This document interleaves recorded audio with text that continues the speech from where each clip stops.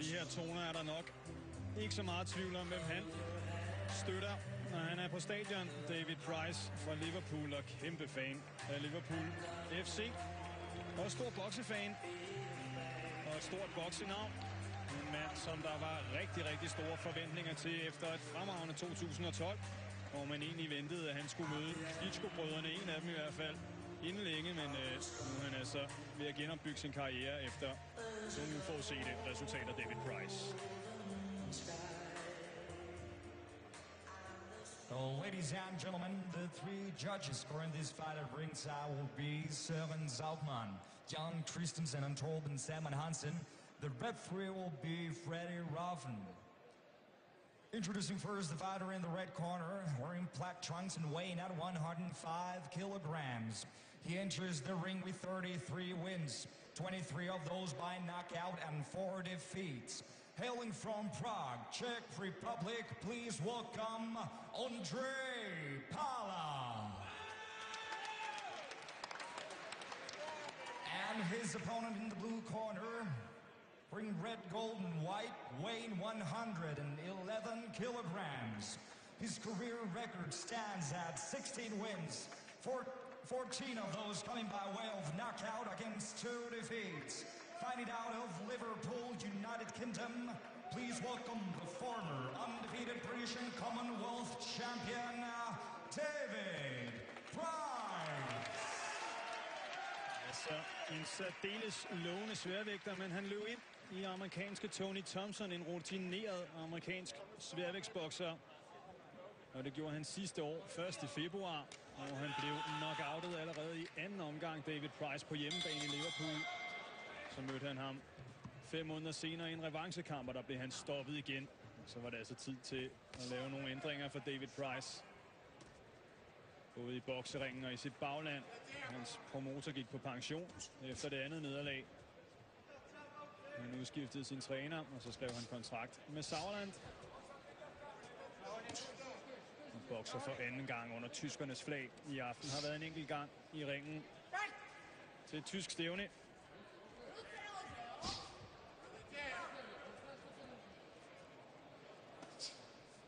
Og der vandt han altså stille og roligt på knockout over sin daværende modstander. Men det er en af en lidt anden kaliber, han er op mod i aften. Ondrej Pala fra Tjekkiet har også prøvet nogle ting i sin karriere. Og her prøver han at få sendt David Price i gulvet. Skal han virkelig løbe ind i endnu et nederlag, englænderen her?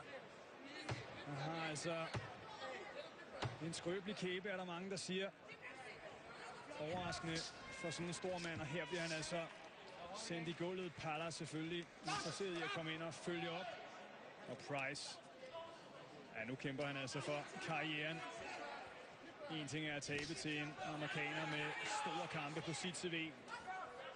Masser af VM-udfordringer, men noget helt andet er at tabe til Ondrej Pala her, der med alt respekt ikke er et stort internationalt navn.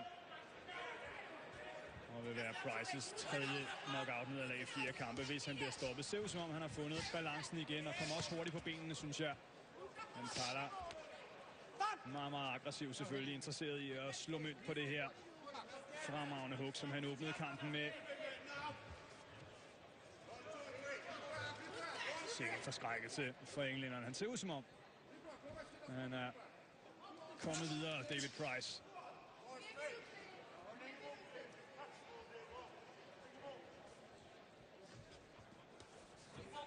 Knap et minut tilbage af en dramatisk første omgang. Pala i vild offensiv. Og Price interesseret i lige at få det her gode halve minut til at gå. Og så komme over og få snakket om tingene. Få pustet lidt ud i ringhjørnet. Her er han ved at komme i problemer igen. Og Freddie Ruffin lige inde og skilte med, efter at Price var ved at komme ud mellem tårne. Man skulle mene, at han kunne udnytte sin størrelse her, David Price, til at dominere. Men ingen tvivl om, at der må være nogle mentale spøgelser, der kommer frem igen. Når han bliver sendt i gulvet. Spøgelser på Tony Thompson-kampen. balance. Bakker de ikke? Yeah. One bucket it. One spit bucket. Spit bucket.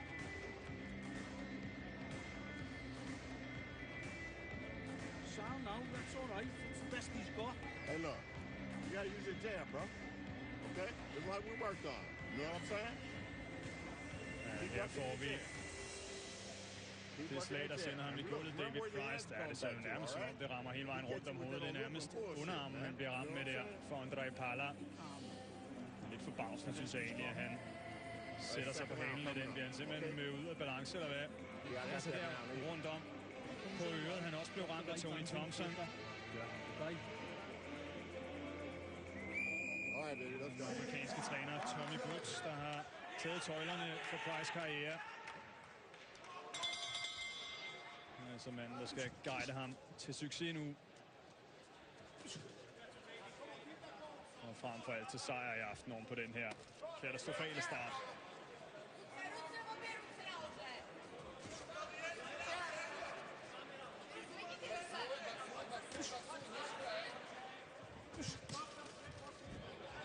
Ja, Pala for ivrig her lige ved at miste balancen.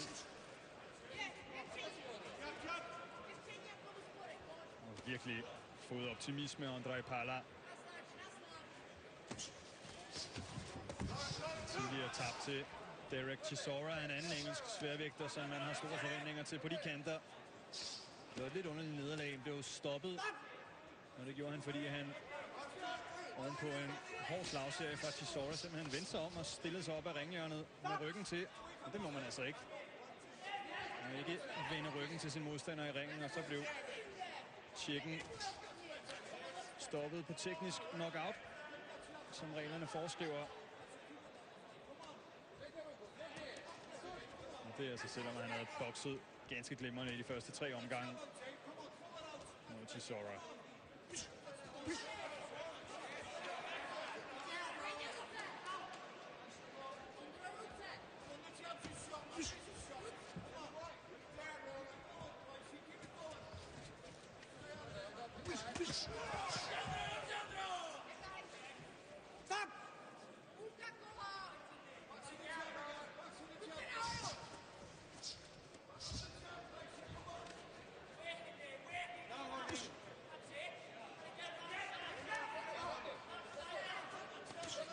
Forsøger lige at låse Prices venstre arm der.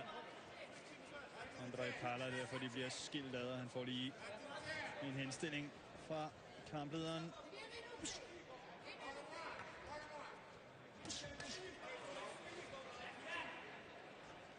Han har slet ikke fået brugt det der venstre jab, som I kender ham for. Liverpool-bokseren der til gengæld ved at få ramt godt med højren, men Pala undviger den helt ren, og så vender han altså ryggen til igen. Den her gang er de godt nok i clinch. Så går det lige på højre til gengæld. Derfor David Price måske ved at skyde sig ind i den her kamp igen. Og Pala i hvert fald slet ikke så aggressiv nu, som for bare et minuts tid siden. Han forsøger at komme ind og kæmpe med lidt mere beskidte midler her, Andre Pala.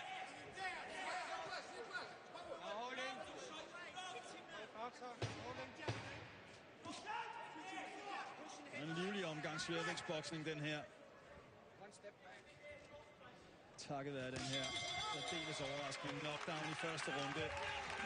Og David Price i hvert fald klart bedre her i anden omgang. Hey, look. 1 and 2 jabs, then come right down the pipe with that right hand, okay? There you go, coach. Just stay calm. Hey, look, there's nothing to get excited about, man. Start the time with the right hand now. Drop slow, just drop it down. 2 jabs og så afsted med højren, siger Tommy Brooks. 1 and 2 jabs. Og vi får en af de situationer, hvor Pala See how I was working for i den grad er i vilde angreb her, rammer ikke med så meget. Good work, man. Third round coming up. Den der Won højre, that round easy. den var god fra David Price. On the end of the jab, as he just steps in, he drops down low, drop that right hand.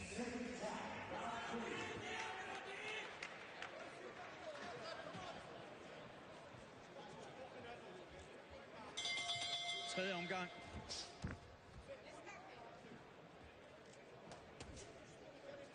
Price måske så småt ved at få rystet det. Ja, så det ser sådan ud i gulvet med Ondrej Pala lige pludselig. Så skal han ellers lige over tæs over en gang. Tjekken ser klar nok ud i blikket, synes jeg. Ja, så har de altså fået en knockdown ved, og så er der balance i det regnskab. Lad os se om Price får afregnet hårdt. Det ser sådan ud. En top højre igen, og tak for nu til Ondrej Pala. Efter noget af en forskrækkelse til den her kæmpe store engelske sværvægtsbokser, så fik han altså i den grad rettet op på tingene med sit uhyggelige højre hook. David Price, det har fældet rigtig mange modstandere. Nummer 15, han stopper i aften, og Pala, han skal have hjælp til at sætte sig ned over på skamlen. Og trænger til noget luft og en tår vand. David Price, ja, jeg synes, han så lige så lettet som glad ud, da den her kom i hus.